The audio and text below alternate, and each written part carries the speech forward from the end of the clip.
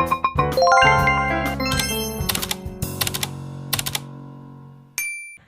teman-teman, perkenalkan nama saya Helniani dengan NIM 2120202105.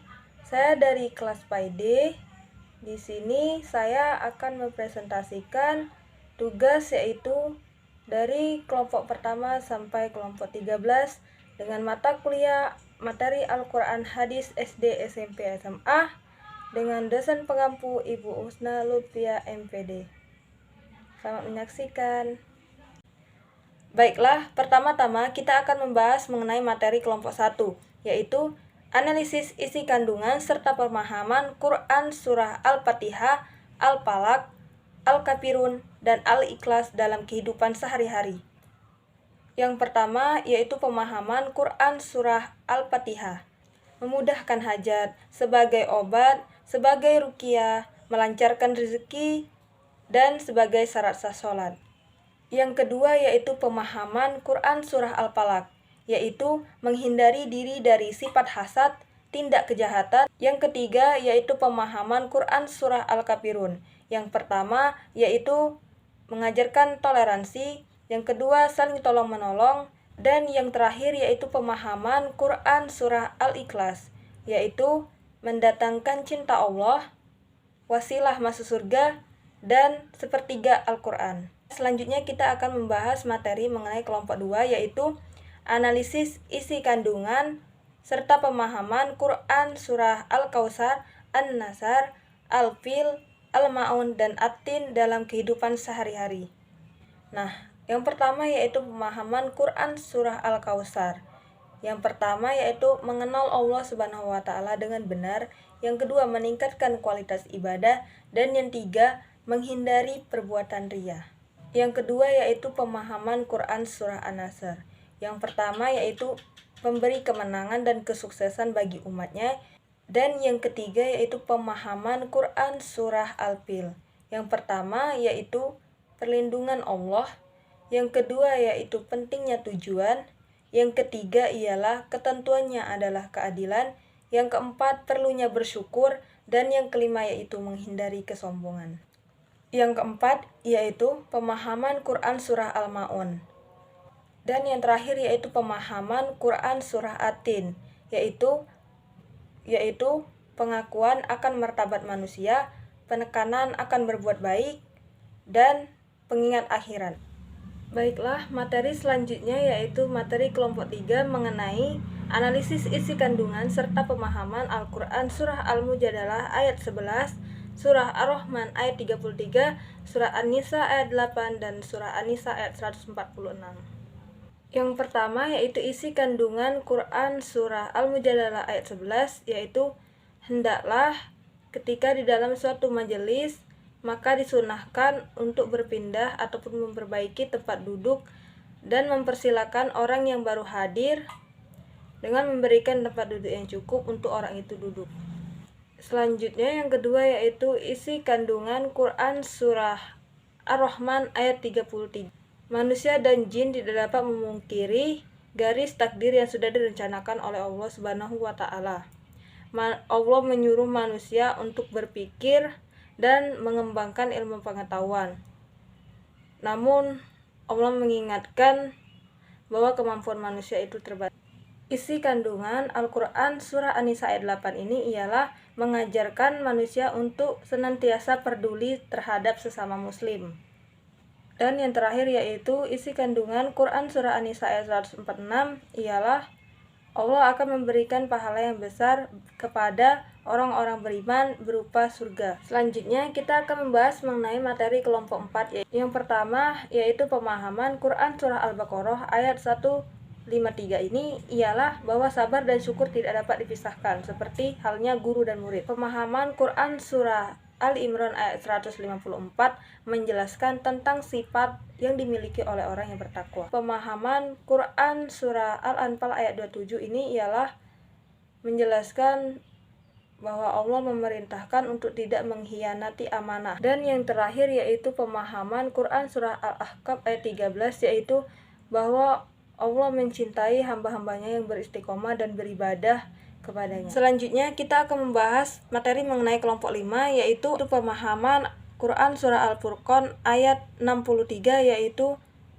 peringatan bagi kita untuk selalu rendah hati berjalan di muka bumi ini. Selanjutnya pemahaman Quran Surah Al-Isra ayat 27, yaitu perintah larangan mubazir dan dampak mubazir adalah bersaudara dengan setan. Pemahaman Quran Surah An-Nahl ayat 114 ini ialah mengajarkan kita untuk memakan makanan dan meminum minuman yang halal dan baik dan juga bekerja keras. Dan yang terakhir yaitu pemahaman Quran Surah Al-Maidah ayat 90-91, yaitu mengajarkan kita bahwa menjadi manusia yang beruntung, yaitu meninggalkan hal-hal seperti berjudi. Baiklah, di sini kita akan membahas materi mengenai kelompok 6, yaitu isi kandungan Quran Surah Az-Zumar ayat 53 ini ialah Allah Subhanahu wa Ta'ala sangat menyayangi hamba-hambanya.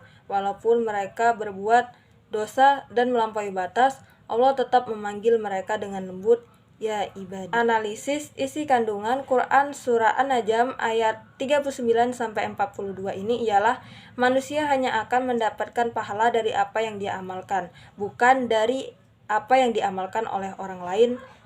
Isi kandungan Quran Surah Ali Imran ayat 154 ialah ikhlas saat memberikan maaf kepada orang lain, bertawakal dan berikhtiar. Isi kandungan Quran Surah Al-Hujurat ayat 13 yaitu memberitahukan kepada manusia bahwa mereka itu berasal dari keturunan Nabi Adam dan Hawa. Selanjutnya kita akan membahas mengenai materi kelompok 7, yaitu isi kandungan Quran Surah Al-Anfal ayat 72 ini ialah menjelaskan bahwa bukti keislaman seseorang yaitu berhijrah. Isi kandungan Quran Surah Al-Hujurat ayat 12 yaitu mengajarkan kepada kita untuk pentingnya menjaga hubungan baik. Kemudian kita akan membahas mengenai materi kelompok 8, yaitu Quran Surah Al-Isra ayat 32 ini mengajarkan bahwa Allah melarang hambanya untuk mendekati perbuatan zina. Quran Surah An-Nur ayat 2 ini Allah